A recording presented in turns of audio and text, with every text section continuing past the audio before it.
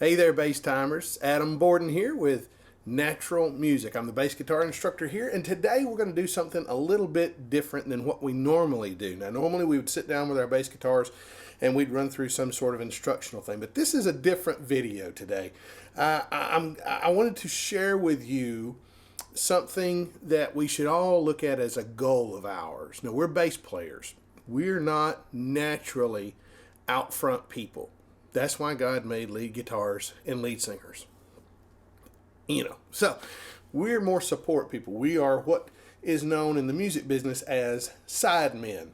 Sometimes we get hired if we're not in a band setting sometimes, and ultimately one of our goals is to get hired or asked to play in support of an artist or a group or a musical situation. Well, I got a call like that here in recent days from a friend of mine named Jeremy Metcalf, and he called and asked me to play live music. Yeah, oh, yeah, okay. Oh, Christmas music. Yeah, sure, yeah, that'd be great. Yeah, man, that's awesome. Oh, it's for them? Oh, and for him. Okay, cool. Yeah. And that call came from the fruit of a relationship that I've had with Jeremy. He and I have been friends for about, going on 25 years. And Jeremy's a pro. He plays on a lot of records. He produces great music. He's a great live musician. Just a fantastic human being. So I want to kind of walk through this process with you to help you to kind of get a knowledge base for when you do get a call to be a sideman or to play a live gig or even a recording session. All right, so here's what we do. When we get the call, when we get that call we've been waiting on and preparing for to come and do a live gig, be a sideman, here's what we kind of got to roll through in our mind. Okay, do we know this person? Do we have an existing relationship with them? Do we know them for any length of time? Or are they somebody new that we maybe got as a reference from somebody? So that's going to help us determine how we proceed and get the information that we need in performing the task that's being asked of us. Okay, so I know Jeremy, and so we went through a normal list. He's a pro. I've worked with him in professional settings before, so we kind of know the drill on this. First of all, we go through the particulars. What's the date and what's the time? First of all, are you available? Jeremy asked the first thing, hey, I got a proposition for you. What are you doing on December so-and-so? Okay, well, happens to be that in 2020, I'm free. Okay, we got the time, we got the date. Who is this for? Jeremy gives me all this information. I don't even have to ask. He just laundry lists all this stuff out for me. This is going to be for our longtime friends, the Sisters. Back in the olden days when I was a young little bass player, they used to travel as the Roops. Kim and Valerie, sisters, and Heather. Previously, their mama, Miss Brenda, she sang with them as well. They got great hit songs, been just super people and just godly folks. And so I was excited to hear about that. Oh, yeah, by the way, Grammy winner Joseph Habedank is going to be doing this. Oh, okay, fan. And this is also Christmas music. Ooh, score. I love Christmas music. I love playing Christmas music.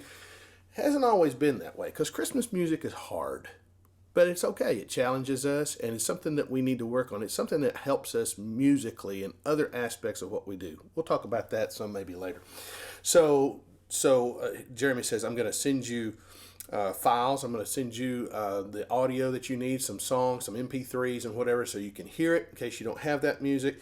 And I've got some of the charts. I don't have everything charted, so I'm going to email you and send you all the charts that I have.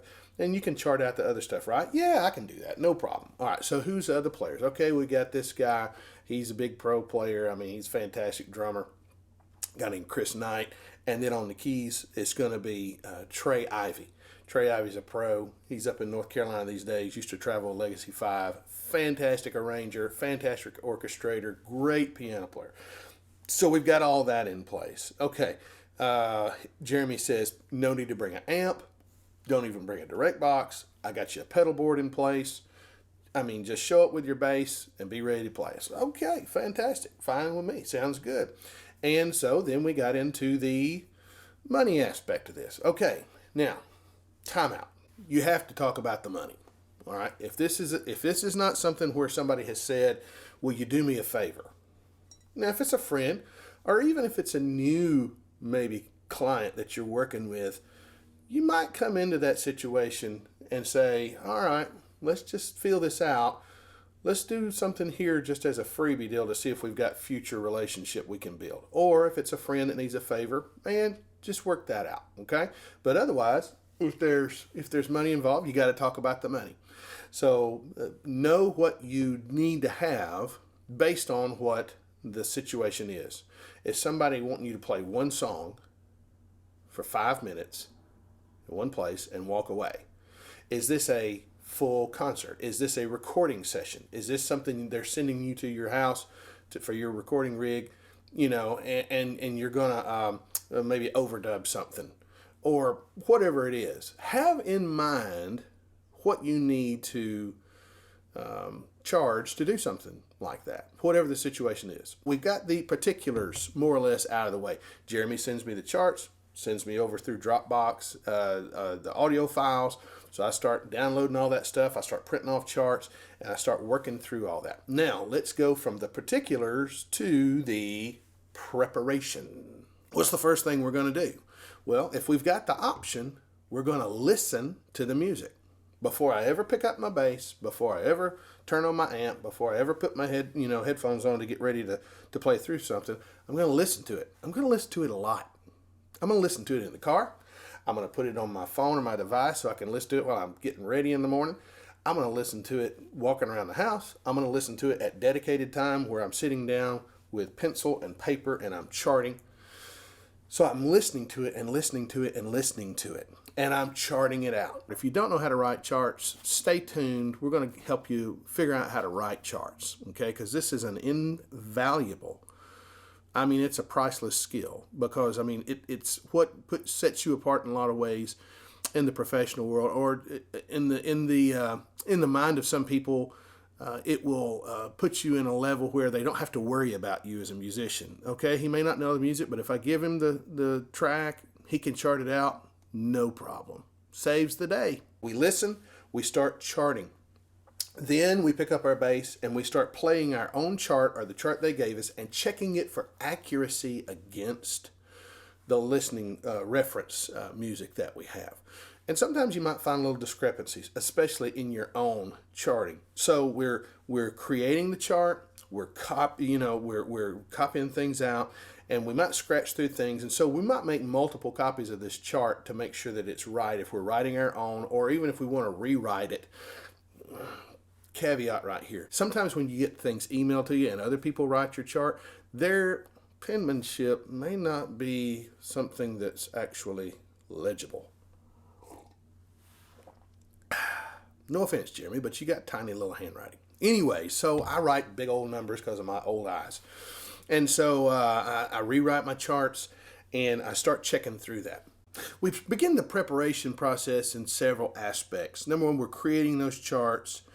And then we begin to pick up our bass and we begin to work through and work out key parts or difficult parts.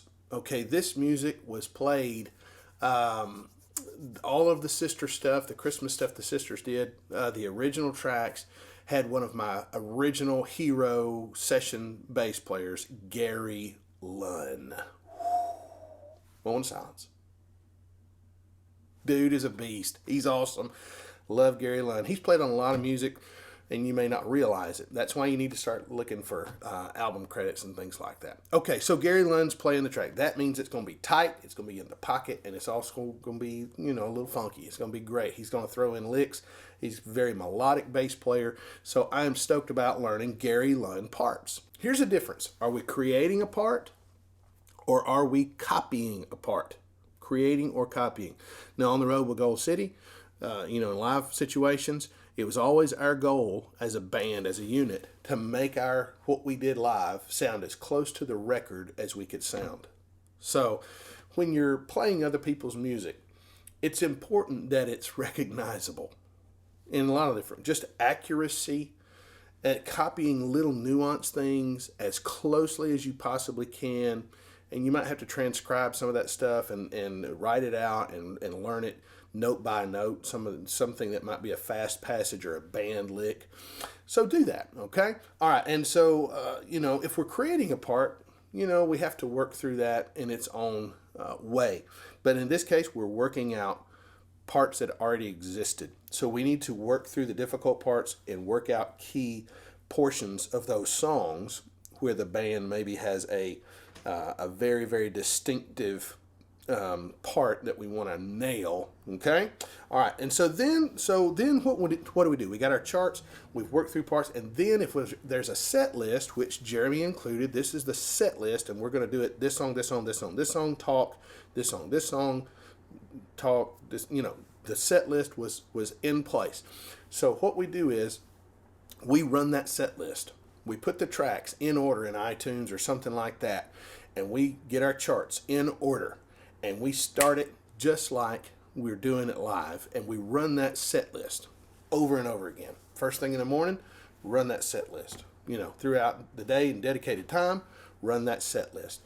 Just do it in the car when you're listening to it in context like that. It just sets it in your mind, and it kind of records it in your mind. It develops a muscle memory, and it connects all those parts that we need so that when we get to the point of performance that we don't stumble and we don't have any kind of flubs or anything like that. Okay, so that's part of our preparation. Then what do we do? Well, let's see. We've got our charts. We've started running through our set list. We've got everything kind of going here. Then we get our gear ready. We're getting our gear ready. So we're going to choose which bass. And you say, well, Adam, I've only got one bass. Easy choice. All right. So if the music is recorded with a 4-string or a 5-string bass, you're going to be able to know that. If you only have a 4-string bass, you might have to detune to get down to a D or an E flat, and you might have to work on your intonation on your bass if you don't have a 5-string bass. Okay? Just work through it. And if you do have a 4-string bass, hey, a lot of great music's been made on 4-string, and you can work it out. So I chose the Padula, okay? A 91 Padula, 5-string. So what did I do with the old Padula? Well, I got it ready. First of all, I had to choose the bass, and then I had to clean this bass. Now, clean the bass? Absolutely. What I did was I got a new set of strings, and then I took the strings off and kind of get everything broken down, and then I started the process of making sure that I got all the funk and all the grime, and my hands sweat, and so that can cause some corrosion on frets and things like that. Now I'm going to go through a whole thing on setting up your bass, so I don't want to take a lot of time. I use a backup bass. I use my Jazz as a backup bass. All right, and so we got that. We set the intonation. We got the string, and then we started working through and making sure we had everything in our gig bag.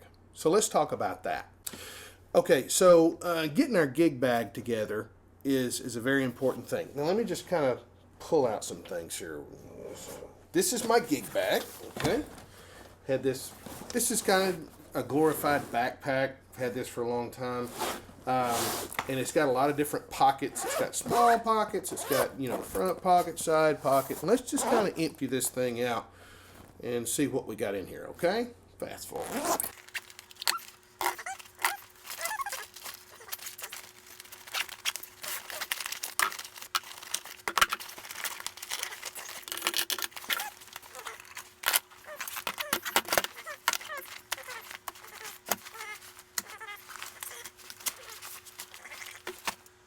Okay, so this is a lot of stuff. Let's just kind of break it down here as we go through.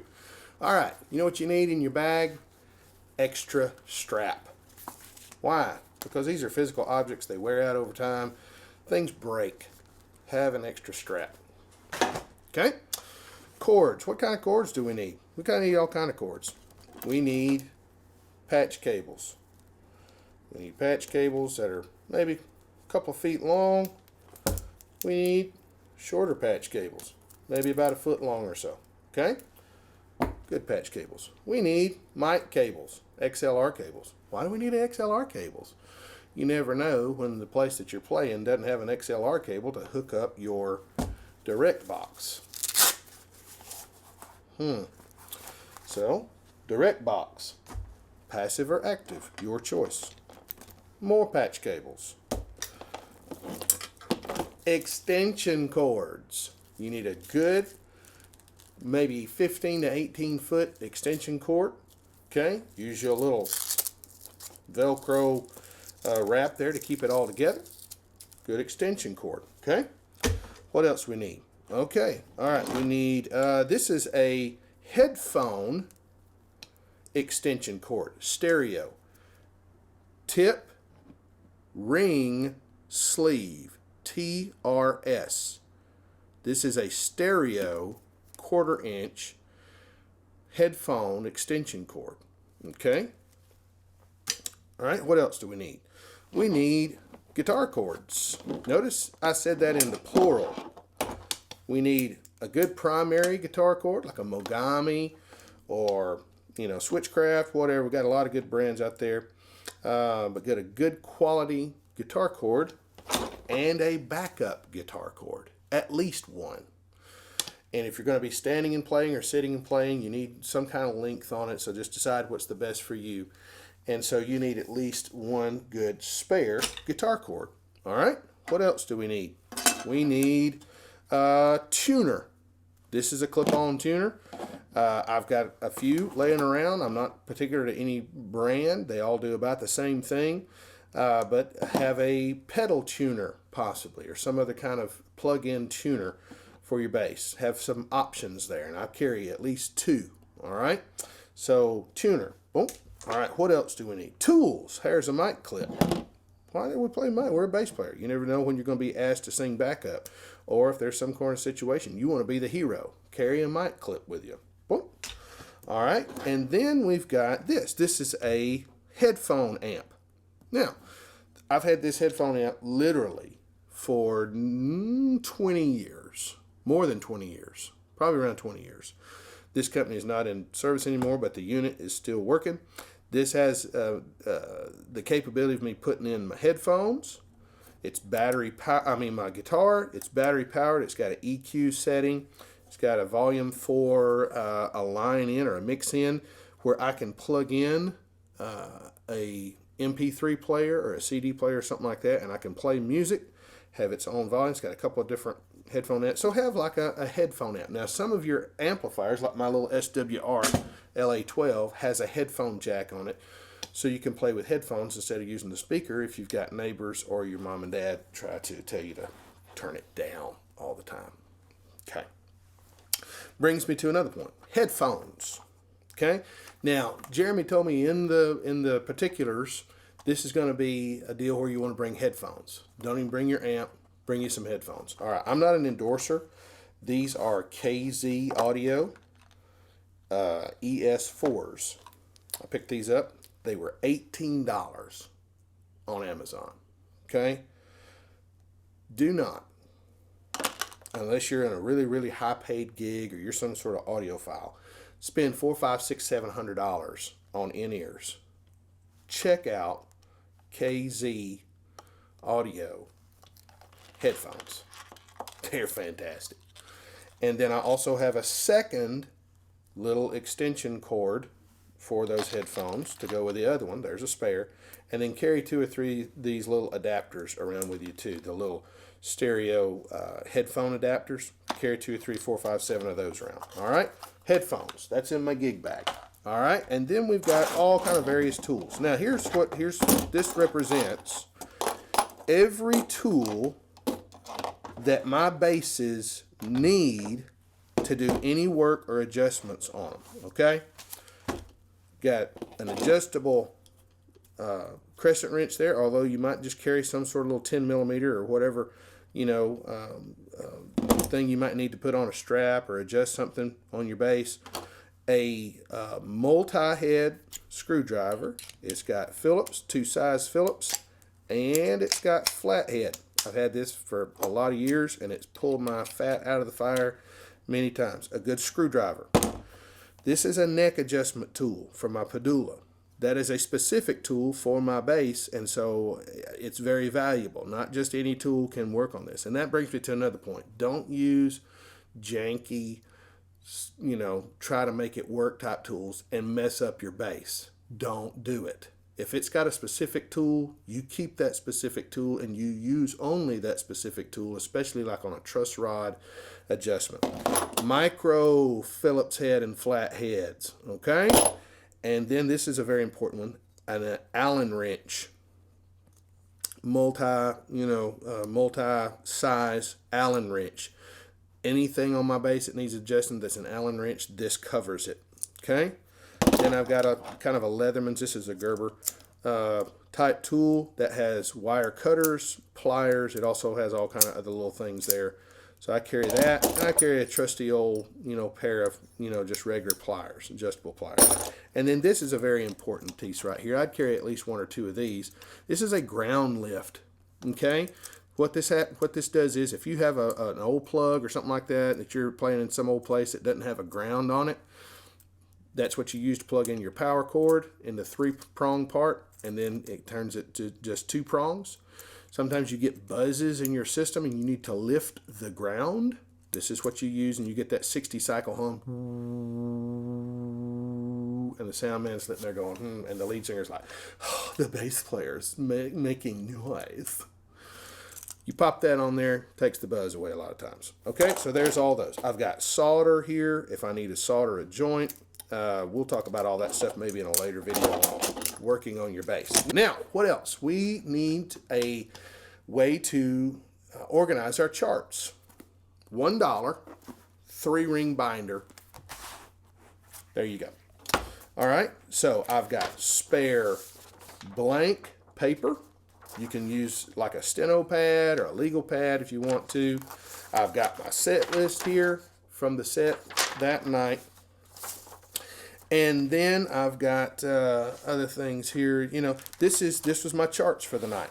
Okay, this was Emmanuel. Oh, Emmanuel. Great. So I've got all my charts, handwritten charts, and other types of printed charts for this. And I've got them, a lot of them in the plastic little sleeve deals. That makes it easier to turn. Okay, now, this is super uber duper important. Okay. Set this up. It helps you organize. It helps you get it in your mind. All right. And then, here I've got other things. I've got old charts. I've got all kind of old stuff in here. I've got, a lot of old charts. I got another one here. Anytime I play a set with an artist that I don't normally play with, I make a set of charts and I keep them.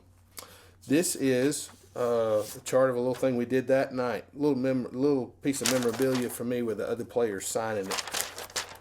This is a set list and a set of charts for a Gold City live gig, live stream thing we did. This is a chart from the Rex Nealon tribute. Oh, this is just memorabilia stuff, and I love it. Anyways, keep all your old charts. You never know when you're going to be called on again to play for that artist. So I've got charts in here from other gigs that I've done over the years, and I keep all that stuff because I never know when I'm going to be called on to play that music again. So that's part of our preparation. Okay, one final part. We're going to talk about the performance. Okay, before we move on to the performance, there's a couple of little things here we probably need to just throw in on our preparation. Okay, take pencils and papers, take spares of as much as everything that you can. I think we kind of talked about that. Guitar stands. Kind of goes without saying, but bring a guitar stand or stands. I ended up using one that night. And then, if you can, a music stand. Okay? A music stand. Now, this is a big old bulky orchestra type music stand, but I take it a lot of places. They make those little fold-up kinds. So just some closing thoughts on preparation there. Here's one more. If there's catering and they order in food, make sure you've got your order before you start eating it. Don't eat the keyboard player's food. Trey, I'm very sorry. Once again, publicly, here it is. I'm sorry. I ate your salad. They look the same, but, you know, I know. Sorry. I'm going to send you a gift card. So, don't eat another band member's food. That's a no-no. Okay. Final thoughts here on the performance. Are there rehearsals? If there are, be there early. I'm not talking about 5 minutes early. I'm talking about 15, 20 to 30 minutes early. Because if you're doing a sound check, if you got to get sounds up, you don't want to be the one that they're waiting on. Get there early. Have all your stuff together. And I'm going to pop up some pictures here of the rig that Jeremy had for me. I didn't have to bring a thing except my bass and my charts. He had a great pedal board set up, had my plug-in for my headphones, had a great guitar cord. I didn't even get my guitar cord out. Didn't even have to. He had it all set up. I'll put a little picture there, maybe here in the video on that. So be ready, be early, and be flexible time-wise. You know, if things may change and, you know, schedules might get a little off, so just be flexible. Don't be the guy who's going, oh, when do we eat? I got to go to the bathroom. You know, just be polite. Show some class, all right? And be flexible. Also, what's the dress code? Is this a flannel shirt and jeans, or is this a black suit and tie? Okay? And there's a tip for you. If you don't own a black suit, or ladies, a black dress, a plain black dress, get one. Get a black suit, a black tux, whatever it is. I'm telling you, it's a standard.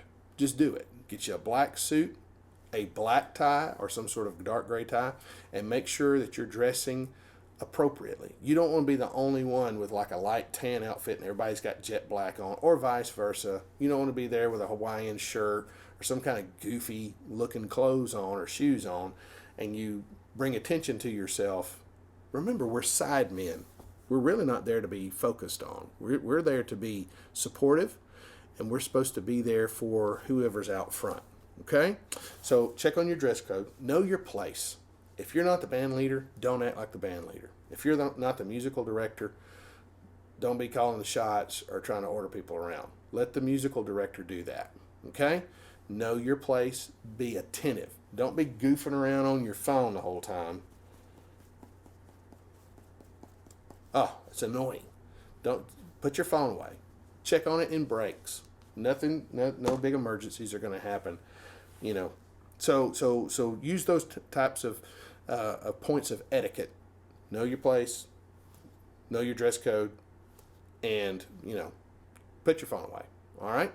Take pictures discreetly, and make sure that you are not videoing something that's not meant to be videoed. All right, because you got other people involved. All right, make it, and here's a final thought here. Make it easy to get paid. Make it easy. Make it easy to get paid. If you got PayPal or Venmo or something like that, they may need a like a W-9 for tax purposes if it's a pretty sizable payment, and if it's like a corporation or something like that. So make it easy to get paid. Have all that lined up and ask those right questions if you're not told the answers on the gig. Okay? And then finally, I'll leave you with this. Kill it. I mean, knock it out of the park. Nail your parts and do it with a smile. You know, be friendly. Be cordial. Be warm and supportive. Okay? Because why? You want to get called back. So it's a great little thing to be able to be a sideman. So I hope these little tips will help you. And we'll dive into some of this stuff maybe in future videos in specifics about setting up our bass, cleaning our bass, setting the intonation, and doing some work on our gear as needed. So I hope you get a call. And if it's a while, just be prepared and be patient. All right? Be friendly. We'll talk about some of these things in future videos, like networking and creating good relationships. It's not all about playing the bass, but you got to do that well to get these kind of calls. All right, until next time, you keep playing that bass.